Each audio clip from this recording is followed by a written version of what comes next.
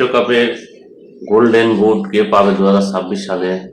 অনেকে হয়তো এইটাই কমেন্ট করেছে, দেখলাম অনেকে পোস্ট করেছে যে আসলে কি যারা তৃতীয় স্থানের জন্য খেলবে তাদের গোল কি যোগ হবে নাকি হবে না।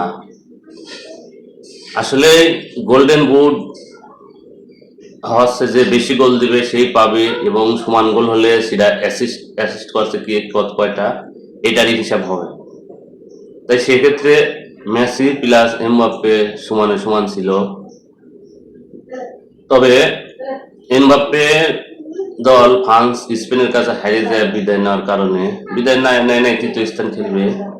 ওই জন্যে এমবাপ্পের আর কোনো কিছুই এর সাথে যোগ হবে না।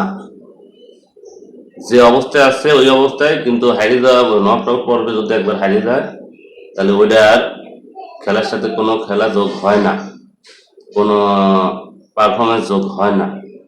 সেক্ষেত্রে লিওনেল মেসি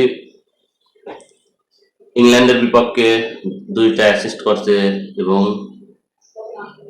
আগেকারও অ্যাসিস্ট সহ তিনি 8 গোল প্লাস 4 অ্যাসিস্টে এগিয়ে আছে।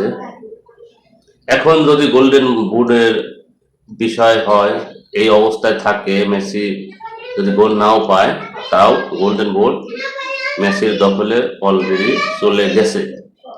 হ্যাঁ, মেসির প্রতিদ্বন্দ্বী একজন লোক আছে, সে হচ্ছে স্পেনের একজন, পাঁচ গোল নিয়ে এগিয়ে আছে। কিন্তু ফাইনাল ম্যাচে একাই 3 গোল দিয়ে লিওনেল মেসির সমুখ ধরা মনে হয় একেবারে অসম্ভব।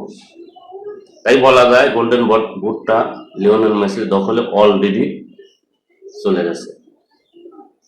তাই ওই আপনারা যারা কমেন্ট করেছেন যে যারা সেমিফাইনালে হেরে তৃতীয় স্থানের জন্য লড়ছে তাদের কোনো পারফরমেন্স এই যোগ হবে নাকি, না, এটা যোগ হবে না।